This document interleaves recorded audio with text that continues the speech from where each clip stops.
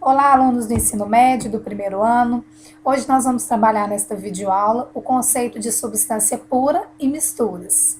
Bem, inicialmente eu gostaria de lembrar os conceitos de elemento químico e substância. Então, um conjunto de átomos com as mesmas propriedades químicas constitui um elemento químico e cada substância é caracterizada pela interação na proporção constante desses elementos. Por exemplo, a água. A água é uma substância formada por dois átomos de hidrogênio e um átomo de oxigênio, na proporção 2 para 1. Então, todas as vezes que esses átomos desses elementos químicos se interagirem desta maneira, nesta proporção, formará a substância conhecida como água. Bem, uma substância pura é toda matéria formada por unidades químicas iguais. Por exemplo, água destilada, obtida em laboratório, que é diferente da água que sai da nossa torneira, e o grafite do lápis, também é uma substância pura. A substância pode ser classificada como simples ou composta. Quando ela é formada por apenas um tipo de elemento químico, ela é simples. Por exemplo, o gás oxigênio é formado por dois átomos do mesmo elemento químico. Qual é este elemento químico? O oxigênio.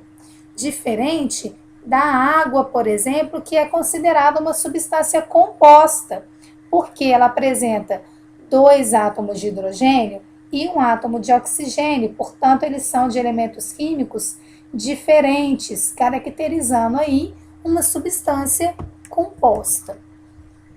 A mistura de substâncias é formada por duas ou mais substâncias. Por exemplo, o ar atmosférico, que é formado por gases oxigênio, por gases nitrogênio, gás carbônico, dentre outros, o próprio vapor d'água. Bem, as misturas, elas podem ser classificadas em função do seu aspecto visual. Então, por exemplo, o aspecto visual é aquilo que enxergamos, ok? Então, elas podem ser homogêneas, quando se observa uma única fase. Nesse caso, vai chamar aquilo que a gente chama de solução.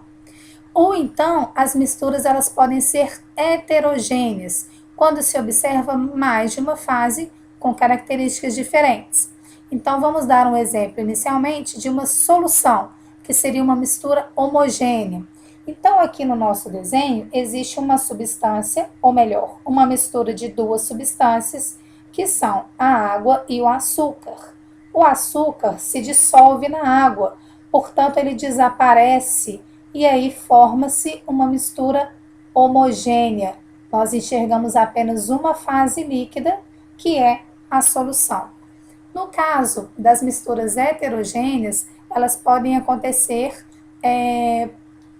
elas podem ser geradas em função da não solubilidade entre os componentes. É o caso, por exemplo, da água e do óleo. Então, a água e o óleo não se dissolvem entre si. Portanto, ao serem misturados em um recipiente, eles vão se separar, formando uma mistura heterogênea de duas fases líquidas, a fase do óleo e a fase da água.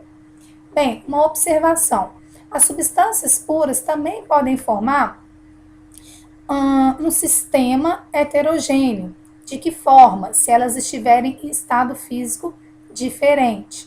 Então, por exemplo, se nós obtivermos água destilada no estado líquido e colocarmos no mesmo recipiente com gelo, ou seja, com água destilada no estado sólido, a gente enxerga dois sistemas, duas fases, uma fase sólida e uma fase líquida.